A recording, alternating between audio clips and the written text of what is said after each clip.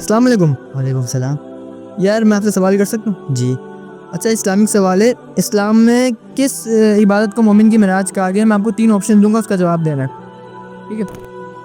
پہلا ہے تلاوت، دوسرا ہے حج، تیسرا ہے نماز. حج. نہیں، یہ غلط بات.